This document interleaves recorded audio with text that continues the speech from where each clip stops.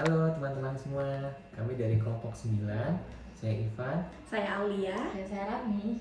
Di video kali ini kami akan membahas terkait dengan financial distress di perusahaan konstruksi di Indonesia. Nah, nanti akan ada share dari Mbak Rahmi terkait dengan case tersebut.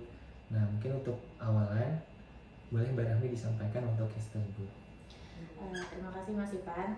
Untuk case-nya ini kita akan membahas financial distress yang terjadi pada PTX, yaitu salah satu perusahaan konstruksi yang ada di Indonesia ya.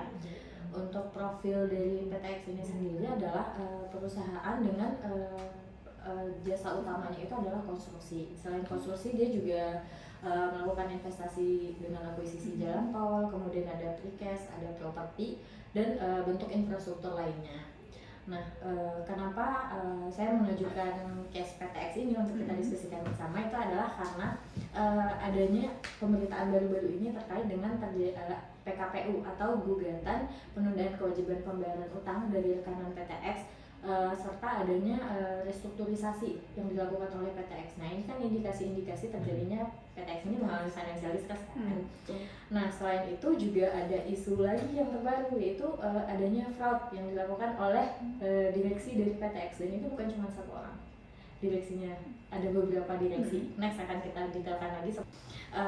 Tapi sebelum lebih lanjut tentang PTX ini, disclaimer dulu kalau misalnya ini tidak ditujukan, diskusi ini tidak ditujukan untuk mendiskreditkan PTX ya. Kita berusaha untuk mencari akar permasalahan apa sih sehingga PTX ini tuh kita kategorikan sebagai perusahaan yang mengalami financial distress. Dan kemudian saya harapkan dengan adanya diskusi ini untuk case PTX ini bisa memberikan manfaat untuk para pemangku kepentingan, yaitu pemerintah sebagai pemegang saham utama dari PTX, kemudian dia karena terbuka jadi ada investor-investor yang terlibat, kemudian ada perbankan otomatis yang memberikan pendanaan terhadap PTX ini dalam melakukan operasi, serta rekanan-rekanan dari PTX ini, karena kan kalau konstruksi rekanannya banyak ya, jadi yaitu stakeholdernya, dan terakhir juga karyawan yang paling penting. Nah, latar belakang kenapa saya mengajukan case PTX ini juga diantaranya itu adalah selain case-case tadi, juga diharapkan dengan melakukan analisa financial distress pada PTX ini, kita tuh bisa tahu apa sih sebenarnya solusi yang akan kita ambil untuk ini, apakah dia kurang penerapan DCG atau misalnya kurangnya pangsa pasar atau seperti apa, mungkin nanti bisa jadi isu yang akan kita bahas dalam diskusi kita kali ini. Nah, mungkin dari saya itu sih Mas gambaran tentang PTX ini. Nah, dari yang tadi Mbak Rahmi sudah sampaikan, kira-kira kenapa ya Mbak Rahmi ini mengasumsikan bahwa PTX ini mengalami financial distress? Sebelum ada asumsi financial distress itu, saya bahas dulu ya, ada tahapan-tahapan sampai kenapa perusahaan itu dikatakan mengalami financial distress, dan tahapan setelah financial distress itu sendiri adalah sudah bangkrut gitu. Nah, secara umum tahapan financial distress itu ada 4, itu menurut Kordestani dalam jurnalnya. Kita mengacu pada jurnalnya Kordestani untuk pembahasan diskusi tadi ini ya sebagai dasar. Jadi itu tahapan pertama itu ada yang namanya retensi. Retensi ini itu adalah adanya penurunan ROA yang signifikan. Dan pada PTX ini sudah terjadi penurunan ROA itu dimulai dari tahun 2019 dan puncaknya itu pada tahun 2020. Jadi pada tahun 2018 ROA-nya 3,71, kemudian pada tahun 2019 itu menurun menjadi 0,84, dan puncaknya tahun 2020 itu minus 9,2, dan sampai sekarang masih minus. Jadi itu sudah memenuhi indikasi bahwa perusahaan itu pada tahap latensi. Next kita ke tahapan selanjutnya itu ya adanya shortage of cash. Ini nih didefinisikan oleh si Kordestani ini itu adalah perusahaan itu tidak mempunyai cash atau kemampuan sumber kas yang cukup untuk bisa membayar utang atau kewajiban-kewajibannya. Nah inilah indikator adanya PKPU dan restrukturisasi yang dilakukan oleh perusahaan. Dan nah setelah shortage of cash ini yaitu adanya financial distress itu sendiri. Nah, kalau financial distress itu sendiri menurut Habib dalam salah satu jurnalnya itu menyatakan bahwa perusahaan mengalami kesulitan dalam memenuhi kewajiban, yaitu PKPU tadi, kemudian juga mengalami permasalahan dalam aktivitas operasional. Ini akan dijelaskan lebih lanjut dengan kaitannya dengan COVID ya. dan juga perusahaan mengalami penurunan kinerja yang berkelanjutan sehingga mengakibatkan kerugian bagi investor dan kreditor, yaitu adanya KPU tadi. Nah, apa saja sih indikatornya gitu financial distress ini terjadi? Yang pertama itu adalah rugi yang dialami oleh perusahaan lebih dari 3 kali berturut-turut. Ini menurut Jan Tadej ya, yaitu dan rugi yang dialami oleh PTX ini dilihat dari laporan tahunannya itu dimulai dari tahun 2019 itu PTX sudah rugi sampai dengan saat ini. Jadi benar-benar sudah lebih dari 3 kali periode dia mengalami kerugian. Dari yang tadi Barang sampaikan tuh akibatnya apa ya Barangnya?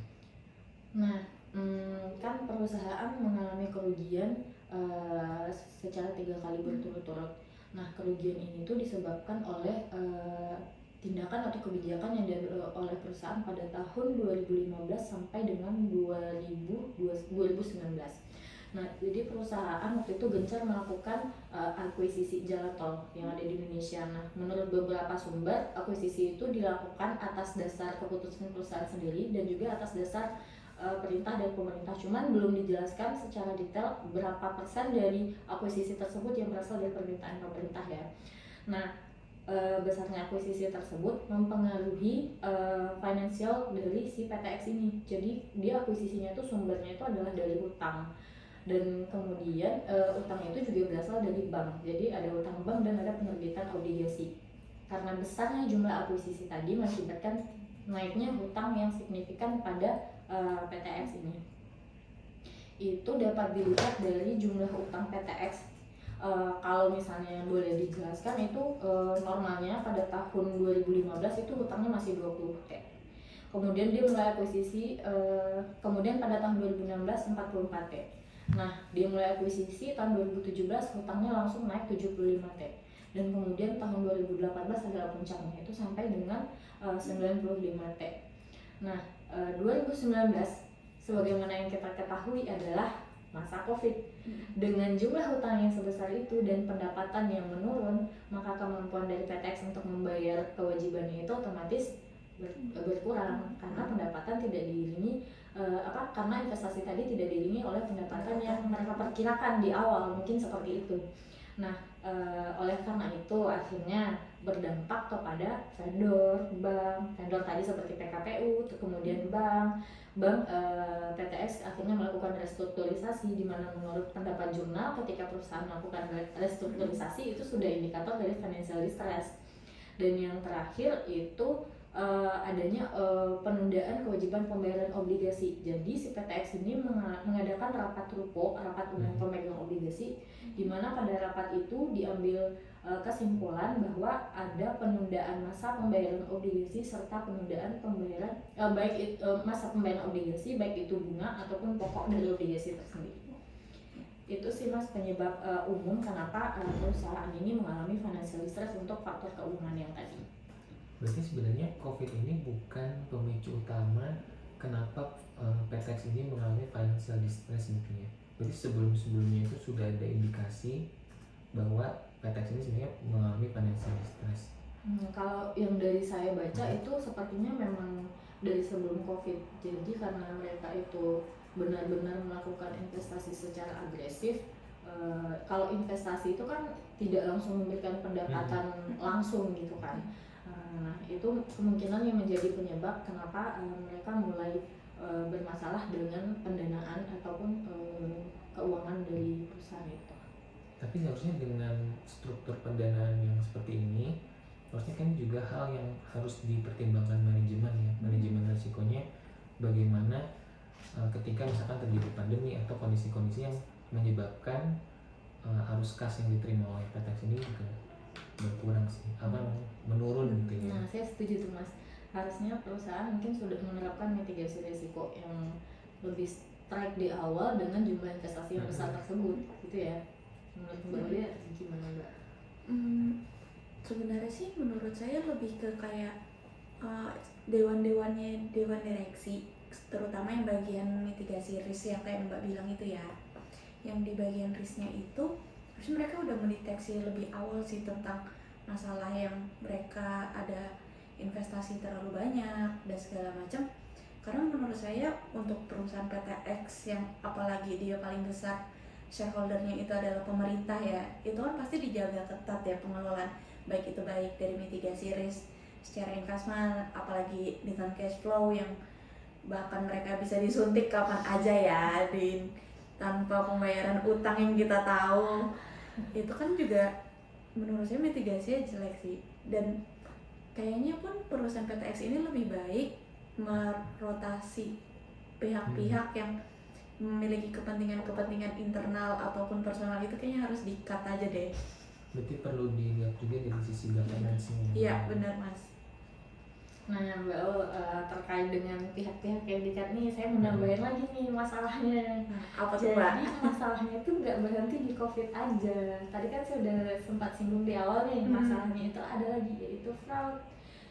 Udah kondisi keuangannya seperti itu dan perusahaan lagi struggle berjuang untuk keluar dari kondisi keuangan yang berat ini, ada kasus fraud yang kemudian diumumkan oleh KPK dengan melibatkan beberapa direksi dari perusahaan, termasuk direktur utama. Disampaikan sama Mbak Rami tadi, ini tuh memperkuat tadi ya, bahwa manajemen risiko dan juga governance di PTX ini sebenarnya kurang ya, karena kan bagaimanapun kedua proses ini itu didefine oleh top manajemen itu sendiri. Benar, dan lagi skema fraudnya itu sendiri itu dilakukan dengan cara membuat manajemen tersebut membuat dokumen, yaitu dokumen pencairan dana supply chain financing atau ECF, di mana dokumen tersebut dilakukan untuk membayar utang proyek fiktif, dan utang tersebut juga dibayarkan kepada vendor fiktif. Nah, akhirnya setelah ketahuan, direksinya tersebut sudah seperti yang kita lihat di media sosial, sudah berada di KPK. Seperti itu sih kalau untuk kasus fraud dari PTX. Dan lagi ditambah lagi jumlah kerugian yang ditanggung negara menurut Kontan adalah sampai dengan 2,5 triliun dalam kondisi perusahaan yang mengalami financial distress tersebut. Nah, dampak dari fraud ini juga berpengaruh kepada market share ataupun value dari perusahaan tersebut. Karena kan kita tahu investor tuh sangat sensitif kan, sangat sensitif terhadap kasus-kasus seperti ini. Wah, berarti kasihan juga ya Mbak, perusahaan PTX ini udah ada fraud, ditambah lagi finansialnya lagi turun. Dampaknya apa ya Mbak yang paling besar gitu, seasumsi Mbak Rahmi ini? Sejauh ini yang saya lihat itu harga saham. Jadi harga saham PTX itu pada tahun 2017 itu sampai di 2.500, dan pada saat ini sahamnya ada di angka 202 rupiah. Oke, dan kemudian juga karena ini disorot oleh publik, karena merupakan perusahaan publik, maka ini berdampak negatif terhadap image-nya perusahaan tersebut.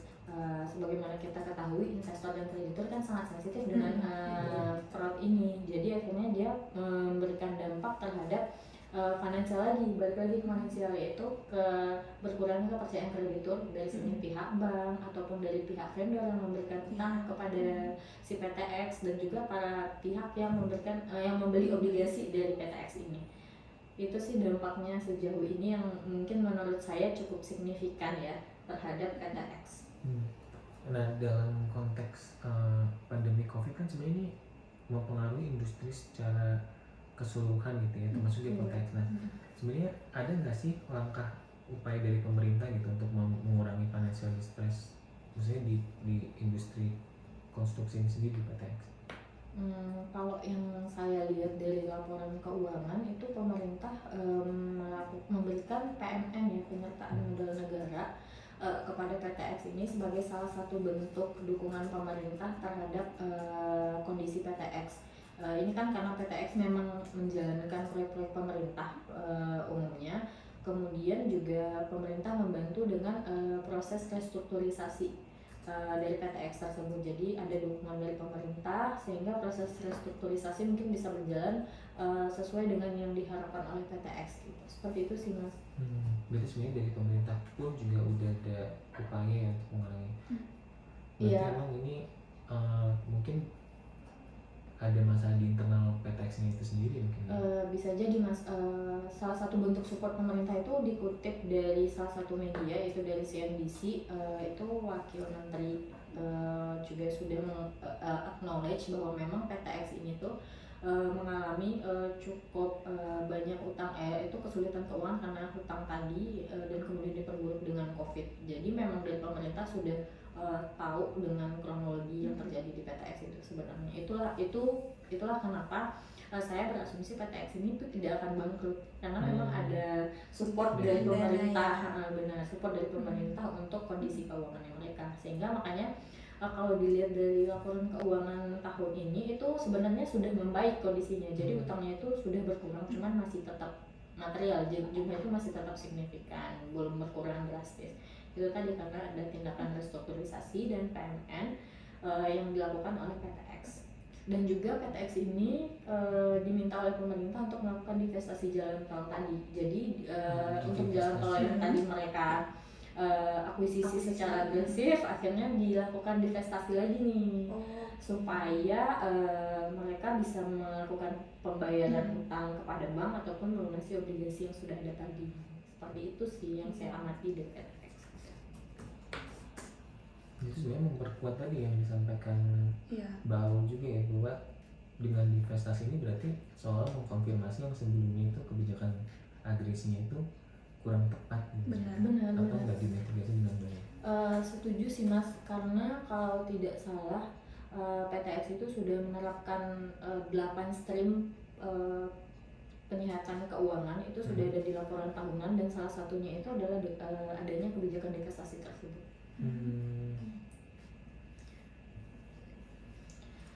PTX ini juga untuk peringkat itu awalnya itu adalah triple B minus, kemudian peringkat tersebut dikoreksi menjadi triple C kalau berdasarkan pada peraturan Menteri BUMN dalam terkait dengan tata kelola. Triple C ini tuh sudah dikategorikan tidak sehat. Jadi sebenarnya PTX ini tuh benar-benar dalam kondisi tidak sehat, dan ini mendukung lagi kondisi statement financial distress yang terjadi pada PTX ini. Itu turun ya barangnya?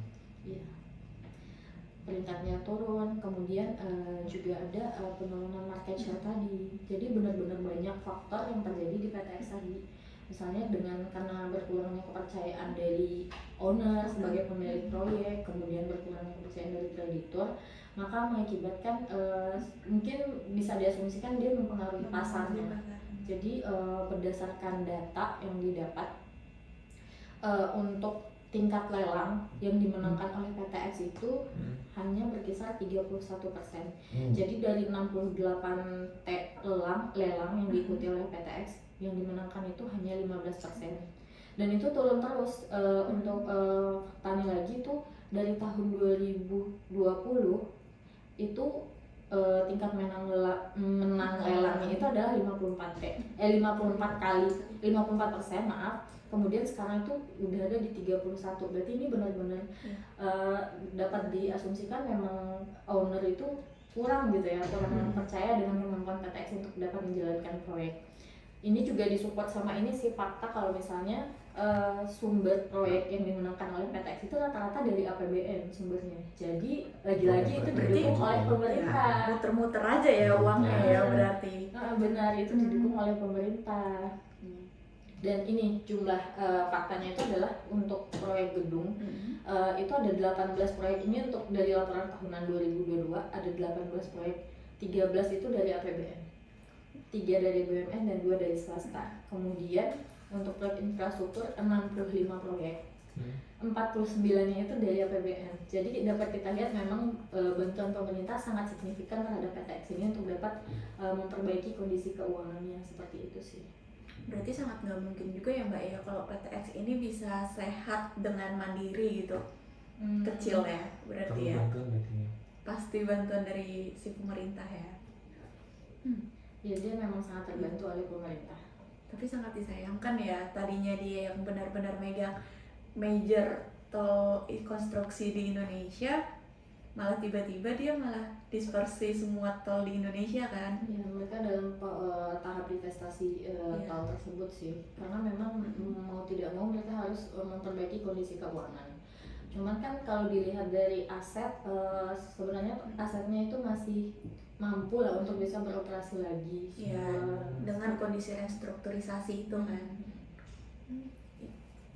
Nah sebenarnya tadi yang sudah disampaikan sama Mbak Rahmi dan juga Mbak Aun, kira-kira apa yang bisa dilakukan oleh PTX ya selain tadi harus memperbaiki governance, itu udah Ya. ditunjukkan kan tadi bagaimana ada penggantian dari Penggantian top manajemen. manajemennya, terus nanti juga perlu penekanan manajemen resikonya. Nah kira-kira apa lagi yang bisa agar nanti tidak terulang lagi di PTX ini ke arah financial distress ini? Kalau dari aku ya, dari saya, kan ini kan karena shareholder banyak pemerintah kan, dan tadi lagi kata Mbak Rami juga berdasarkan info dari Mbak Rami, kalau pemerintah tuh sangat membantu ya, menyuntik dana, membantu bahkan dari proyek juga dari pemerintah kan Mbak. Menurut saya sih si PTX ini ya harusnya dengan segala upaya pemerintah yang telah dilakukan, mereka harusnya sekarang tuh udah mencoba untuk berdiri mandiri. Berdiri mandiri. Ya walaupun oke, proyeknya dari pemerintah, tapi pengelolaannya dengan mengurangi modal pemerintah pun itu juga harusnya udah bisa dilakukan ya dengan restrukturisasi sekarang itu.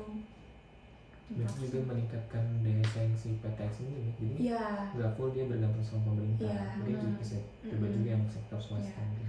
Ataupun dia juga bisa misalnya ya memenangkan proyek dengan menurunkan harga proyek mereka sehingga mereka juga bisa saing dengan kompetitor-kompetitor yang lain, karena kan seperti yang image mereka tadi ya yang udah kena fraud, baik apalagi itu di One Direction kan yang paling atas top manajemen gitu. Pasti ya mau nggak mau sih Mas harus turunin nilai harga pasar ya supaya bisa bersaing. Tambahan dari saya lagi, mungkin PTX ini juga terbantu di tahun 2023 ini dengan adanya IKN ya Mbak ya. Jadi itu bisa jadi suntikan untuk PTX ini, suntikan pendanaan untuk PTX ini. Proyek baru ya Mbak ya. Nah dengan adanya suntikan dana diharapkan bisa memperbaiki keuangan dan kemudian improve nih di market. Nah dengan seiring dengan perbaikan struktur perusahaan yaitu tata kelola, manajemen risiko dan pengendalian internal tadi kan diharapkan dapat menarik market lagi nih, itu dari pihak-pihak swasta kan memang karena memang kan swastanya masih sedikit jika dilihat dari laporannya sumber pendanaan dari swasta itu masih sedikit untuk proyek-proyek yang didapatkan oleh si PTX ini. Seperti itu sih kalau tambahan saya. Kan di tren di industrinya itu sendiri kan sekarang trennya itu diversifikasi lini usahanya kan, supaya dia bisa menghadapi kayak masa-masa pandemi, dia bisa rely juga sama divisi bisnisnya dia yang lain. Nah apakah ini bisa juga diterapkan di PTX ya? Bagaimana dia harus diversifikasi bisnisnya, nggak berat hanya di konstruksi aja, tapi juga turunannya, atau mungkin bisa diversifikasi yang horizontal, nggak related langsung dengan konstruksi. Menarik sih Mas ide terkait diversifikasi ini, hanya saja jika dilihat dari profil perusahaan dalam lini bisnis itu sebenarnya sudah cukup banyak diversifikasi yang dilakukan oleh perusahaan.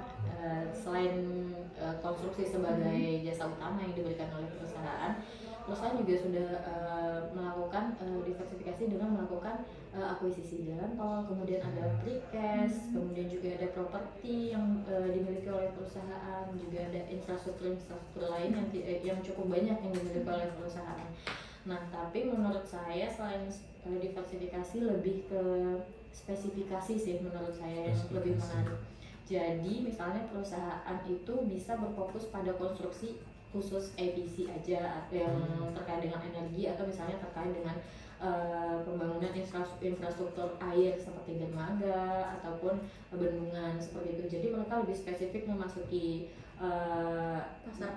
pasar-pasar tertentu dengan meningkatkan keahlian mereka di bidang itu. Jadi ketika calon customer mau mencari kontraktor untuk mengerjakan proyek-proyek misalnya berhubungan dengan air, mereka sudah langsung kepikirannya itu ke PTX ini, karena mereka memang sudah spesifikasinya di bidang itu. Seperti itu sih menurut saya. Tapi itu juga bisa meningkatkan tadi ya daya saingnya PTX ketika jadi kalau dia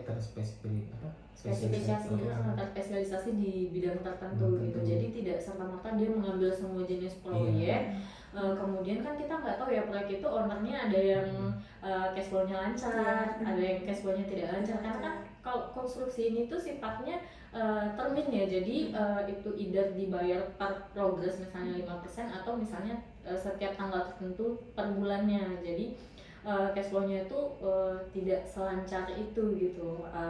Mereka harus menalangi terlebih dahulu pendanaan proyek supaya proyek ini bisa jalan, dimulai dengan pembayaran pengadaan barang, pembayaran subkon, mandor dan lainnya gitu, seperti itu. Jadi memang dibutuhkan pendanaannya yang cukup kuat untuk bisa menjalankan proyek untuk perusahaan konstruksi. Nah, dengan spesifikasi tadi diharapkan bisa menarik proyek-proyek baru yang terhubung dengan spesifikasi tadi, seperti itu sih. Bisa. Tapi tetap tadi ya, segala strategi yang dilakukan PTX tetap harus didukung sama governance sama manajemen risiko yang baik tadi. Benar, karena kalau Itu juga misalnya sama juga. benar, kalau memang governance yang udah baik sih seharusnya kinerja perusahaan juga baik ya, karena kan gitu. Benar. Oh, oke Mbak. Berarti kita ambil kesimpulan lah ya dari sesi diskusi kita hari ini. Kan judul kita hari ini diskusinya itu menganalisa financial distress pada perusahaan konstruksi ya, yang namanya PTX nih. Yang dimana major sahamnya itu pemerintah, dan sebagian besar proyeknya pun pemerintah, disuntik uang juga dari pemerintah. Ya intinya pemerintah itu adalah kayak penolongnya lah, guardian angelnya gitu kan. Nah pada PTX ini ternyata nih perusahaan nggak sehat, nih perusahaan punya masalah gede nih ternyata kan.